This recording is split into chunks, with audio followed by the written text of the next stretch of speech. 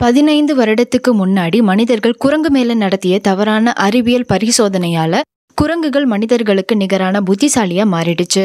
அதோட முடியாம குரங்குகளுக்காக வைக்கப்பட்டிருந்த வைரஸ் மனிதர்களுடைய அசாதாரத்தால லேப்ல இருந்து பரவி மனிதர்கள் சிமியன் ஃப்ளூன்ற வைரஸால பாதிக்கப்பட்டு இறந்து போயிட்டு இருந்தாங்க. Rise of the planet of the ஏப்ஸ்ல நோய் எதிர்ப்பு சக்தி அதிகமா இருந்த மனிதர்களோ சீசருடைய புதிய நகரத்தோடு இணைந்து வாழ போராடினாங்க. இருப்பினும் கோபாக்கு மனிதர்கள் மேல நம்பிக்கையே இல்லாம மனிதர்களை பழிவாங்கும் எண்ணத்தோடு தாக்குதல் தொடங்கி மோதல் வெடிச்சது. இத பத்தி அமெரிக்க ராணுவத்திற்கு மனிதர்கள் தகவல் கொடுக்க நார்த் மிலிட்டரி பேஸ்ல இருந்து குரங்குகளை இரக்கமில்லாம கொள்ள ஸ்பெஷல் போர்சஸோட கர்னலை அனுப்பி வைக்கிறாங்க. கடந்த 2 வருஷமா அந்த கர்னல்கிட்ட பிடிபடாம சீசர் தப்பி காட்டுல ரகசியமா தான் கூட்டத்தோட போராட்டத்துல ஈடுபட்டு வருதுன்னு சொல்லப்படுறாங்க. வெறி கொண்டு இருக்க கர்னல்கிட்ட சீசர் பிடிபட்டுச்சா இல்லையா, தான் கூட்டத்தை காப்பாத்துச்சா இல்லையா, இடையில யூஎஸ் மிலிட்டரி எதுக்கு நார்த் மிலிட்டரி போர்சஸ படையெடுத்து வந்தாங்க, சீசர் ஏன் கர்னலை கொல்லல, சீசர் இறந்த பிறகு அதனுடைய கூட்டம் என்ன ஆச்சு அப்படின்றத இன்னைக்கு வீடியோல நம்ம பார்க்க போறோம். மூவி ஸ்பாட்லைட்க்கு வரவேற்கிறோம். கோபாவுடைய சப்போர்ட்டரா இருந்த ஏப்ரல் டீசருக்கு பயந்து கோலத்தனமா தன்னுடைய உயிரை காப்பாத்திக்க இப்போ ஸ்பெஷல் மிலிட்டரி ஃபோர்ஸ் ஆன ஆல்பா ஒமேகா டீம்ல மிலிட்டரி பீப்புள் உடைய அடிமையா வாழ்ந்துட்டு வருது. ரெட் மிலிட்டரி பீப்புள் கீழ்த்தனமா நடத்துறாங்க. அதுக்கு டாங்கின்னு பேர் சூட்டி அழைக்கிறாங்க. சான் பிரான்சிஸ்கோல ஏப்புக்கும் மனிதர்களுக்கும் நடந்த மோதலுக்கு பிறகு இந்த 2 வருஷமா மிலிட்டரி ஃபோர்ஸ் சீசரை தேடிட்டு இருக்காங்க. இப்போ தரைப்படை பிரிவு ஏப் தங்கி இருக்க ஒரு காலனியை தாக்குறாங்க. அதுல சில குரங்குகள் மட்டுமே உயிர் தப்பிக்கிறாங்க. மற்ற குரங்குகள் எல்லாம் ஈவி இறக்கம் என்று கொல்லப்படுது. ஒரு குரங்கு வேகமா போய் வேற ஒரு குரூப் ஆஃப் ஏப்ஸை கூட்டி வந்து மிலிட்டரியை தாக்கி அதில் உள்ள வீரர்களும் கொல்லப்படுறாங்க. ரெட்டையும் 3 ராணுவத்தினரையும் தவிர. அவங்க 3 பேர்ட்டையும் சீசர் அமைதியை மட்டுமே விரும்புறதா சொல்லி அவங்கள விடுவிச்சு அமைதியை பத்தி அதனுடைய அபிப்பிராயத்தை அவங்களுடைய தலைவன்கிட்ட சொல்லி அனுப்பி வைக்குது. அதுக்குள்ளார வின்டர் கட்டுப்பாட்டுல இருந்த ஏப்ரல் வின்டரை தாக்கிட்டு தப்பிச்சு போயிடுது. சீசருடைய மூத்த மகனான ப்ளூ ஐஸும் சீசருடைய நண்பனான ராக்கெட்டும் நெடுநாள் பிரயாணத்துக்கு பிறகு நல்ல செய்தியோட வந்திருக்காங்க. மனிதர்கள்ட்ட இருந்து தூரம் போய் அமைதியா ஏப்ஸ் அதன் கூட்டத்தோடு வாழ ஒரு இடம் பார்த்து வச்சிருக்கிறதாவும் கூடிய சீக்கிரம் எல்லாரும் அங்க போயிடலான்னு ப்ளூ ஐஸும் ராக்கெட்டும் சிபாரிசு செஞ்சாங்க. ஆனா அதே நாள் ராத்திரி மிலிட்டரி ஃபோர்ஸ் தலைவனான கர்னல் ஏப்ஸ் மறைஞ்சு வசிக்கிற காலனிக்குள்ளார நுழைஞ்சு தாக்குதல் நடத்தி சீசருடைய மனைவி கார்னீலியாவையும் சீசர்ன்னு நினைச்ச ப்ளூ ஐஸையும் கொன்னுடுறான். உயிர் தப்பியது சீசருடைய 2வது மகன் கார்னீலியஸ் மட்டுமே. அதோட வின்டரும் காணோன்ற தகவல் சீசருக்கு வந்து சேருது. இதுக்கு மேலேயும் ஏப்புடைய உயிர் போக வேணான்னு ப்ளூ ஐஸ் ராக்கெட் பரிந்துரைச்ச பாலைவன சோலைக்கு போக சொல்லி தான் மகன் உட்பட எல்லாரையும் அனுப்பி வைக்குது சீசர். ஆனா அது மட்டும் கர்னலை தனியா சந்திச்சு அவனை கொல்ல முடிவெடுத்து தனியா போக எண்ணம் கொண்டிருந்துச்சு. சீசர் என்னதான் வலியுறுத்தி இருந்தாலும் அதனுடைய பேச்சை மீறி லூக்கா, மௌரிஸ், ராக்கெட் 3 பேரும் அதுக்கு துணையா கர்னலை எதிர்கொள்ள வராங்க. பயணம் பண்ணி ஒரு மிலிட்ரி மேன் தங்கி இருக்க வீட்டுக்கு வராங்க. ஏப்ஸை பார்த்த உடனே அவங்கள ஷூட் பண்ண மிலிட்ரி மேன் கன் எடுக்க தற்காப்புக்காக சீசர் அவனை கொன்னுடுது. அந்த வீட்டுக்குள்ளார வாய் பேச முடியாத குட்டி பொண்ணு ஒருத்தி இருக்கா. மௌரிஸ் அவள்கிட்ட ஒரு பொம்மையை கொடுத்து நட்பு கொள்ளுது. அவளுக்கு இனி யாரும் இல்லைன்னு ஆன பிறகு அவளையும் ஏப்ஸோட கூட்டி போறாங்க. மிலிட்ரி பீப்புளுடைய காலனி ஒன்ன பாக்குறாங்க. அவங்களோட வின்டர் இருக்கிறதையும் கண்டுபிடிக்கிறாங்க.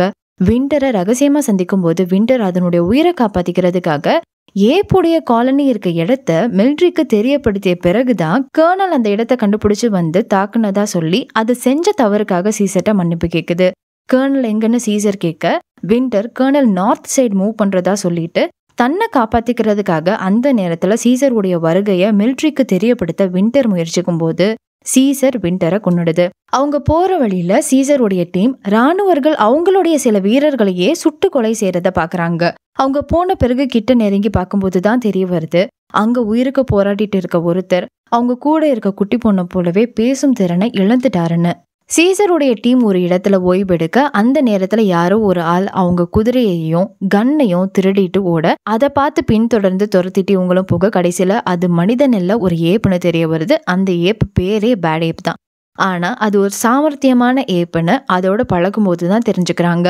பேட் ஏப்புக்கு ஏப்புடைய சைகை மொழி புரியல, இங்கிலீஷ்ல பேசுறது மட்டும் தான் புரியுது. அது முதல்ல ஜூல தான் இருந்ததாவும் அப்போ அதோட சேர்ந்து நிறைய ஏப் உயிரோட இருந்ததாவும் சொல்லுது. எப்போ மனிதர்களை காட்டிலும் ஏப்பு புத்திசாலியாக மாற தொடங்கினாங்களோ அப்போ மனிதர்கள் நோய்வாய்ப்பட தொடங்கினாங்க. அன்னையில இருந்து ஏப்ஸ் மனிதர்களால கொல்லப்பட்டு என்னோட இருந்த எல்லா ஏப்ஸும் இறந்து போயிட்டாங்க. உயிர் தப்பியது நான் மட்டும் தான் சொல்லுது பேட் ஏப். சீசர் கேட்டபடி மறுநாள் காலையில பேடேப் சீசரையும் அதனுடைய டீமையும் மலைகளுக்கு மத்தியில இருக்க மனிதர்களுடைய குவாரண்டைன் ஃபெசிலிட்டிக்கு கூட்டி போகுது. இதுக்கு முன்னாடி அந்த இடம் வெப்பன் ஸ்டோரா இருந்ததா சொல்லுது. தூரத்துல இருந்து அவங்க ஃபெசிலிட்டியை பார்த்துட்டு இருக்கும்போது திடீர்னு பேட்ரோல் சீசரை அப்ரோச் பண்ண சீசரை காப்பாத்திட்டு லூக்கா அந்த இடத்துலயே இறந்து போயிடுது. வெறியாகி சீசர் அதனுடைய டீமை இனி யாருமே என்ன பின்தொடர வேணாம், நீங்க எல்லாரும் மற்ற ஏப்ஸோட சேர்ந்து புது இடத்துக்கு போற வழியை பாருங்கன்னு சொல்லிட்டு சீசர் தனியா மிலிட்ரி ஜோன்ல கர்னலை சந்திக்க போகுது. போற வழியில பழங்குடி குரங்குகள் சிலவற்றை சித்திரவதை செஞ்சு கட்டி வச்சிருக்கிறத பாக்குது.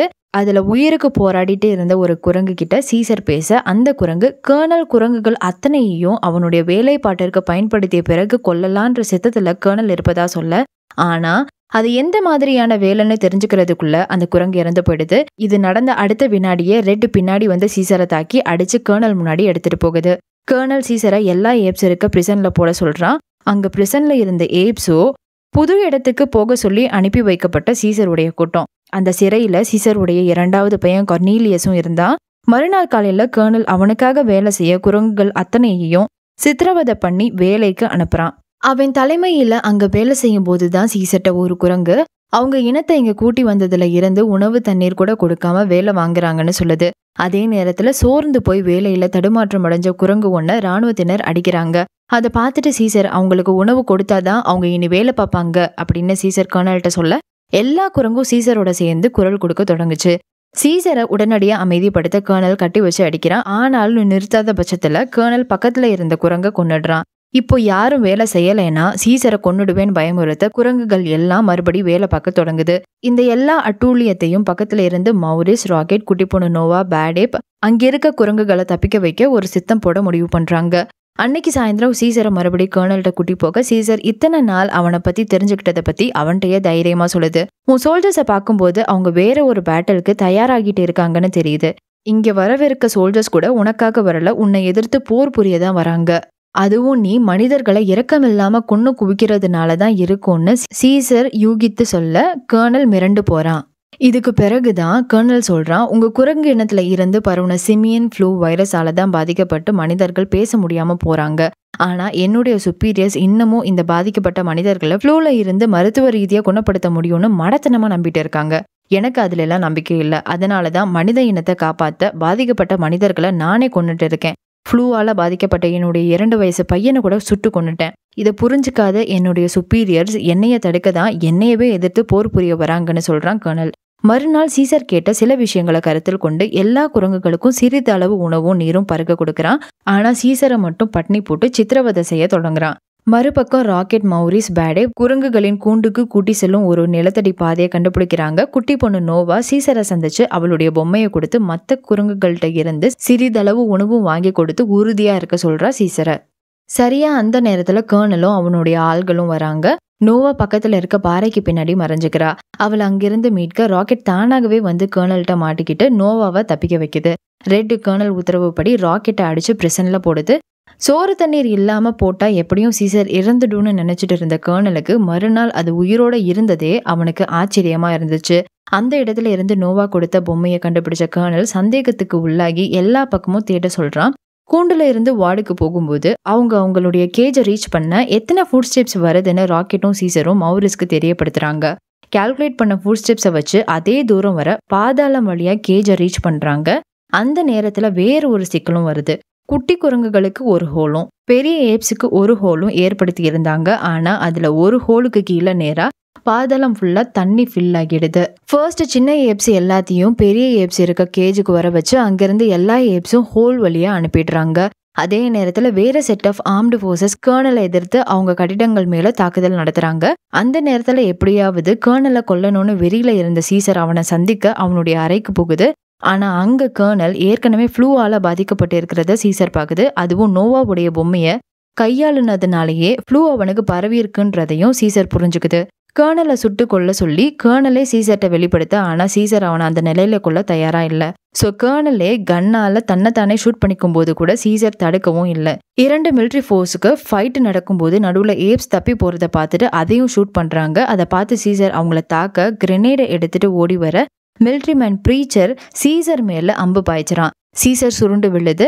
ரெட் பரிதாபமா பாக்குது. குரங்குகள் சுட்டு கொல்லப்படுவதை ஏத்துக்க முடியாத ரெட் சீசரை கொல்ல வந்த ப்ரீச்சரை ஷூட் பண்ணி கொல்ல, அதை பார்த்த உடனே இன்னொரு மிலிட்ரிமேன் பின்னாடி வந்து ரெட்டை ஷூட் பண்ணி கொன்னுடுறான். உடனடியா சீசர் தன்னால முடிஞ்ச அளவுக்கு வேகமா போய் ஃபியூயல் டேங்க் மேல கிரெனேடை வீசி அது வெடிச்சு அங்க இருந்த எல்லா மிலிட்ரிமேனும் இறந்து போயிடுறாங்க. சரியா அந்த நேரத்துல கர்னலை எதிர்த்த மிலிட்ரி ஃபோர்ஸ் வந்து கர்னலும் அவனுடைய ஆள்களும் இறந்துட்டாங்கன்னு நினைச்சு சந்தோஷப்பட்டு அந்த வெற்றியை கொண்டாட, அதே நேரத்துல சீசரை பின்னாடி பார்த்த அவங்க சீசரை ஷூட் பண்ண தயாராகிறாங்க. ஆனா அந்த டேங்க் வெடிச்சது பனிச்சரிவையும் ஏற்படுத்துச்சு. அதுல குரங்கு கூட்டம் எல்லாம் மரத்து மேல ஏறி பாதுகாப்பா இருந்துகிட்டாங்க. சீசரை அழிக்க வந்த மிலிட்ரி ஃபோர்ஸ் மொத்தமா பனிச்சரிவுல அழிஞ்சு போயிடுறாங்க. இப்போ ஏப்ஸ் எல்லாம் ஒன்னா சேர்ந்து அவங்க புது இருப்பிடமா பார்த்து வச்சிருந்த சோலைக்கு வந்து சேர்றாங்க. எல்லாம் சந்தோஷமா இருந்த அந்த நேரத்துல தான் ஒரு துக்கமான சம்பவமும் நடக்கவிருந்துச்சு. சீசர் காயப்பட்டு இருந்ததை மௌரிஸ் தான் கண்டுபிடிக்குது. சாக போற அந்த கடைசி நிமிடங்கள்ல கூட சீசர் இனி நான் இல்லைன்னாலும் கவலைப்பட வேண்டிய அவசியம் இல்லை, ஏப்ஸ் ஒன்னா இருந்தா எதையும் ஜெயிச்சிடுவாங்கன்னு சொல்ல, மௌரிஸ் உன்னுடைய பையன் வளர்ந்த பிறகு தான் அப்பா யாருன்னு ஏப்ஸுக்காக அவர் என்ன செஞ்சிருக்காருன்றதையும் தெரிஞ்சுப்பான்னு சொல்ல, அதை கேட்ட பிறகு சீசர் மெதுவா சாஞ்சு இறந்து போயிடுது.